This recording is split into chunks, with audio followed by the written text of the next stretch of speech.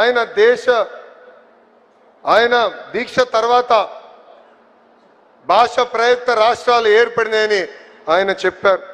పొట్టి శ్రీరాములు గారిని ఇండియన్ మర్కటర్ అని ఆనాడు ఆయన పేరు కూడా ఇచ్చారు. మర్కటర్ అంటే 1569లో ప్రపంచ పట్టాన్ని తయారు చేసిన వ్యక్తి. అంత గొప్ప వ్యక్తి మన పొట్టి శ్రీరాములు గారి విగ్రహం ఏర్పాటు చేసుకుంటాం. మనందరి అదృష్టమని ఈ సభాముఖం మీ అందరికి నేను తెలియజేస్తున్నా. మిమ్మల్ని ఎప్పుడు కలిసినా నాకు గుర్తొచ్చే వ్యక్తి రోసే తాత గారు. ఆయన రాజకీయాల్లోనే ఒక స్టేట్స్మెన్. అలాంటి గొప్ప వ్యక్తుల్ని చూసి పెరిగిన వాడిని నేను. నాకు ఇప్పుడు కూడా బాగా గుర్తు. ఒక పక్కన చంద్రబాబు నాయుడు గారు, ఇంకో పక్కన రాజశేఖర్ రెడ్డి గారు హోరాహోరీగా చర్చించేవారు. కొన్నిసార్లు స్పీడ్గా మాట్లాడేవారు. కరెక్ట్గా నెక్స్ట్ డే పొద్దున 6ంటికి రోసే తాత గారు బాబు గారికి ఫోన్ చేసేవారు. ఫోన్ చేసి కొంచెం నిన్న చర్చ స్పీడ్గా వెళ్ళింది, ఈరోజన్నా చాలా ఓపికగా ప్రజల సమస్యల గురించి మాట్లాడదాం బాబు గారు అని చెప్పిన గొప్ప వ్యక్తి రోసే గారు.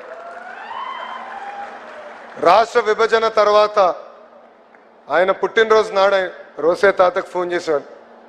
ఎప్పుడు చెప్పేవాడు, తాత మీరు రాజకీయాల్లో లేని లోటు మాకు అనిపిస్తుంది, మిమ్మల్ని చూసి పెరిగిన వాళ్ళం, మీరు చేసిన రాజకీయాలు వేరు, మాకు దారి చూపించాల్సిన బాధ్యత అని పెద్దానికి చెప్పేవాడిని. రాజకీయాలకు అతీతంగా ఆంధ్ర రాష్ట్రానికి అద్భుతంగా సేవ చేసిన వ్యక్తి రోసే గారని ఈ సభాముఖంగా నేను తెలియజేస్తున్నా.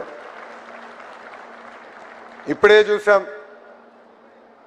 ఎన్ని కోరికలు తీర్చినా ఇంకా కోరుతూనే ఉంటాడు. ఇక్కడ ఒక ఆయన రాకేష్ గారు, ఆయన మొన్న వచ్చి పొట్టి శ్రీరాములు గారి పేరు మీదుగా ఒక కాయిన్ విడుదల చేస్తే బాగుంటుందని ఆయన కోరారు. అది నేను కేంద్ర మంత్రితో ప్రభుత్వంతో సంప్రదింపులు చేస్తున్నా, త్వరలోనే అది కూడా చేస్తామని ఈ సభాముఖం ఆర్యవైశ్య సోదరులకి హామీ ఇస్తూ,